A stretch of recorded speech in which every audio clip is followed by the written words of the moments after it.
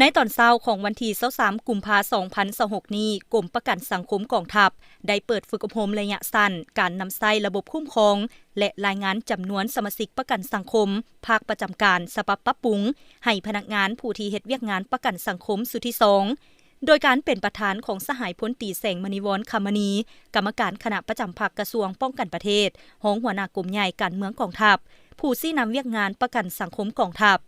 มีบรรดาสหายคณะกรมประกันสังคมแผนกการวิชาการของกรมประกันสังคมพร้อมด้วยบรรดาสหายนักฝึกอบรมที่มาจากแผนกแขนงประกันสังคมจาก27กรมกองจำนวน50สหายเข้าร่วมสหายพันโทนางพรสุขกัญญาวงศ์รองหัวหน้ากรมประกันสังคมกรมใหญ่การเมืองกองทัพได้ขึ้นผ่านข้อตกลงว่าด้วยการเปิดฝึกอบรมนำใช้ระบบโปรแกรมเทียบจำนวนบัญชีสมาชิกประกันสังคมปรับปรุงใหม่ประจำการและบำนาญเสียองค์ค่าพร้อมผู้อยู่ใต้การดูแลไม้กำพร้าให้79กรมกองกระทรวงป้องกันประเทศตกลงให้ฝึกอบรมนำใช้ระบบโปรแกรมเทียบบัญชีจำนวนสมาชิกประกันสังคมปรับปรุงใหม่ให้79กรมกองในนั้นสุดที่2มี27กรมกองกำหนดเวลาการฝึกอบรม5วันในนั้นมีภาคทฤษฎี1วันภาคปฏิบัติตัวจริง3วันประเมินและมอบใบยั่งยืน1วัน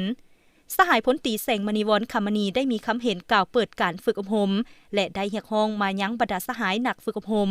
จงได้พร้อมกันเอาใจใส่เก็บกรรมให้ได้เนื้อในพื้นฐานหลักการและบรรดาวิธีการต่างๆของระบบโปรแกรมเพื่อให้สามารถนำไปใช้เข้าในเวียกงานตัวจริงอยู่กรมกองของตนเอาใจใส่ปฏิบัติระเบียบของการฝึกอบรมก็คือระเบียบการอื่นๆที่คณะรับผิดชอบได้ชี้นำซึ่งทั้งหมดนั้นแม่นแน่ใส่เห็นให้การฝึกอบรมครั้งนี้มีผลสำเร็จตามแผนการและได้รับผลดี